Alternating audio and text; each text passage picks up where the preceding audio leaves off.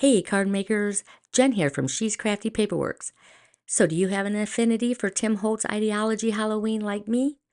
Well, if you're looking for some card making inspiration, I have 5 card ideas coming up that range from the traditional collage format to a more clean and simple aesthetic. I'll be using both old and new products, many of which are still available. So, let's jump right in, shall we?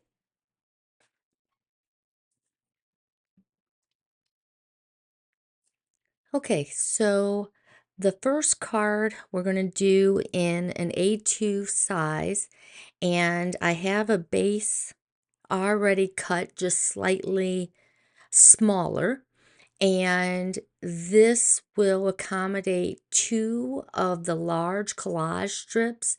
This is from the Halloween 2024 line. I glued these down using Distress Collage Medium. And then I'm just trimming off the excess. Knowing that I was going to have lots of layers on this first card, I decided to take some of the layers of the baseboard frame off so that I could reduce the thickness. It's just a matter of taking your time. If you're going to go thinner, if you go right down the middle, it comes off pretty clean. The next thing I do is break out my Distress Oxide and Vintage Photo, and I just take a brush to lightly go around the edges to bring in a little bit of that distressing to keep a more cohesive look. Sometimes building a collage can be overwhelming, especially when we have so many choices in front of us. One tip that I can offer with that is to go through your stash, look at what is standing out to you, what kind of direction you want to go, and put those around you and start building from there. And if, as you're building and it starts to take a turn or direction that the items you have left aren't really fitting, then go back to your stash. But I usually am able to work with what I've pulled out as options.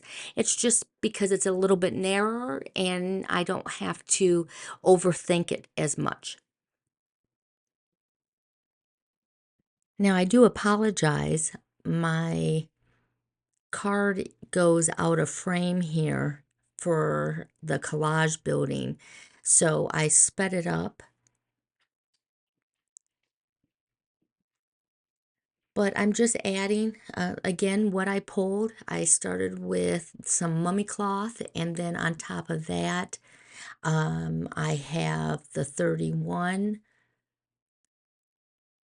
I'm adding a crow,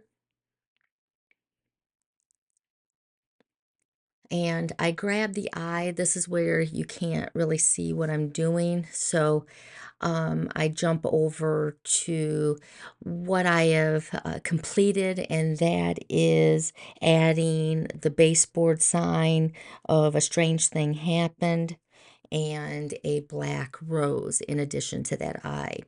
I just added a moth to the upper corner, but I used some 1/4 inch foam tape.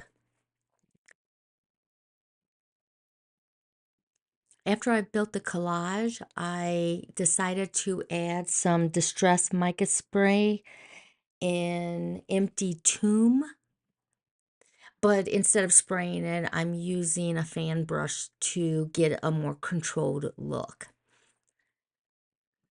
I also wanted to get a little creepy with that eyeball there, and I was looking at some Ideology options.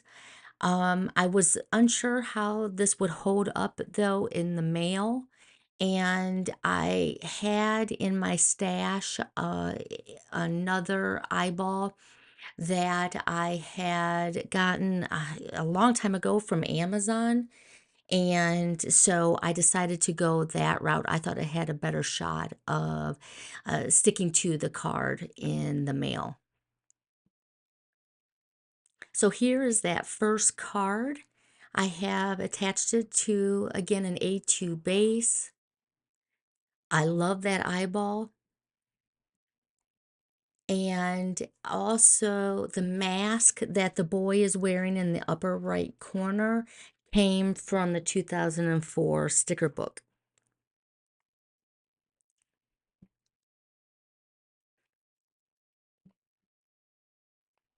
The second card comes together quite quickly, and that's because it is following a more clean and simple approach. And so I start with a background from my last video where we did 3 different techniques for Halloween backgrounds. This one comes from alcohol inks, but there are similar backgrounds, just with some different colors in the Tim Holtz collection. And there's also the option of making your own with some ink smushing. What I'm doing here is removing the jump ring because I'm not going to dangle it. Instead, I am going to use Distress Collage Medium and glue it down to look like a brooch.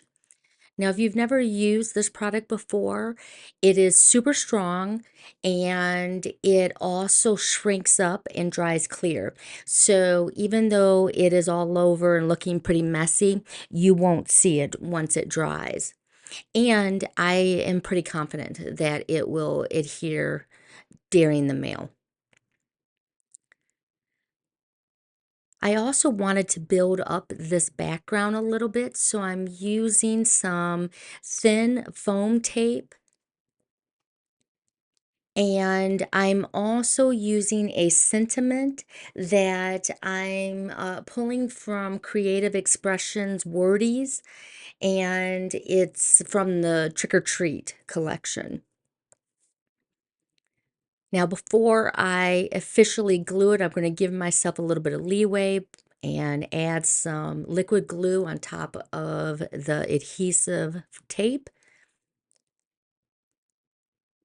These sentiments are foilable, but I opted against that. I thought it would give a cleaner and more cohesive look if I stayed with the black and white.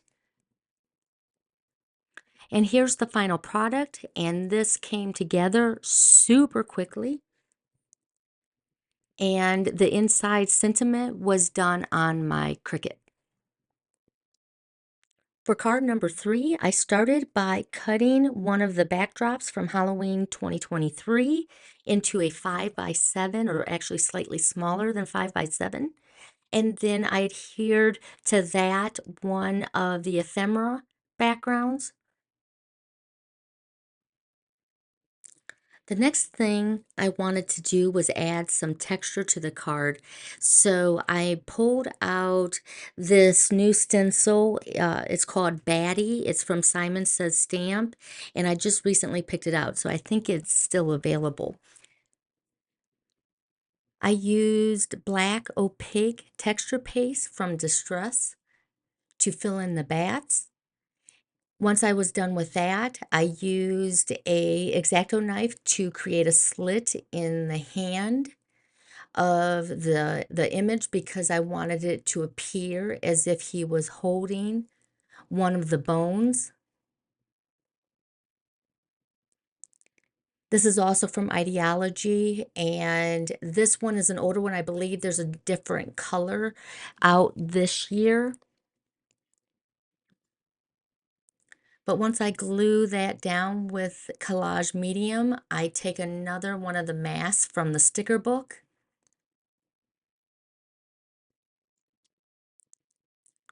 Now it's time to assemble the card. I begin by adhering the 31 down, and I also cut the October down to a more suitable size. I attach the Collector of Curiosities baseboard, and then I go to the Bat Boy. For this card, I would probably use a bubble mailer just to ensure that the bone stays on, but I'm pretty happy with how the card comes out. I adhered it to a ivory 5x7 base.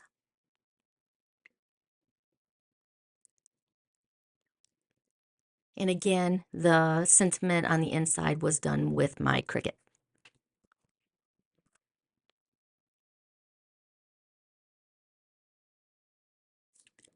Once I decided on the direction for this fourth card, it came together quite quickly.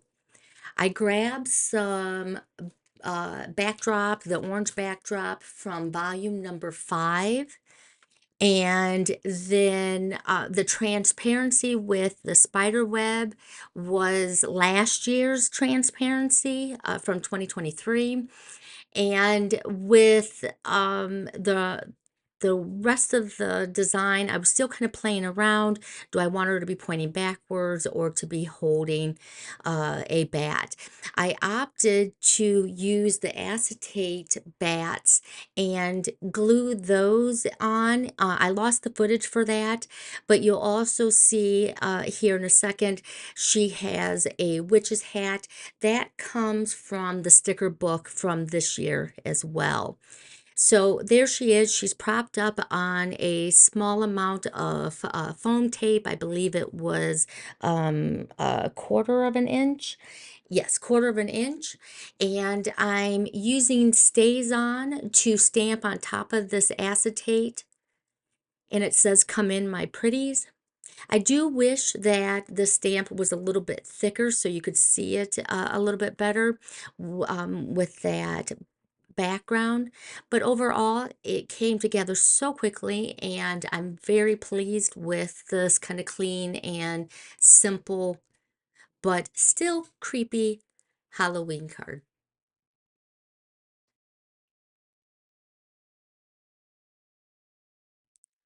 Last but not least, card number 5 is also another one of those 5x7s.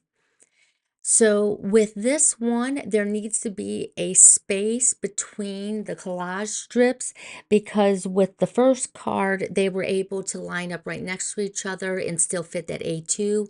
But because I'm going with a larger card, there has to be a little bit of a border. It still looks great though. And so once I have those glued down, I cut those back. I wanted this card to have a center focal point, so I'm using some more foam tape to create a small kind of vignette focal point. Now I got this lovely couple from the sticker book from this year. So I'm just using some of my circle die cuts to help cut around those. I have some circle baseboards that I'm going to use to frame those. Before I do that though, I did want to add some shimmer. And so I start with some white linen shimmer spray from Dilutions.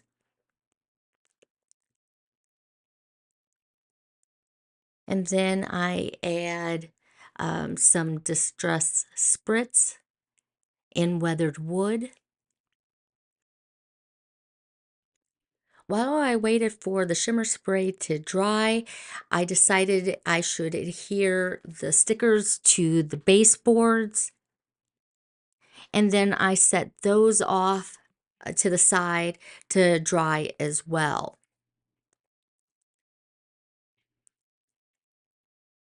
While I waited for everything to dry, I stumbled upon a piece that was left over from the first 5x7 card, the one with the Bat Boy.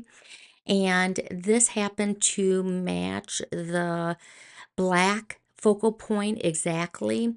And I wasn't quite happy with how the shimmer spray turned out on that, so I decided to go that route. Now, the sentiment that I found, which says a Halloween hello, I found in the same creative expressions Wordy sentiment sheets. Again, the name of that one was Trick or Treat.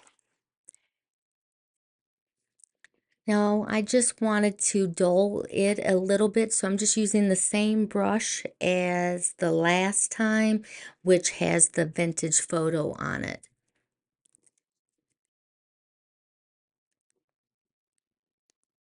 Once I get this lovely couple glued down, I added a whole bunch of bats. Part of the reason for that was it helped offset. I didn't have the sentiment exactly centered as I liked. So this became a way to also provide a distraction from the eye so that everything looks more balanced than what it actually is.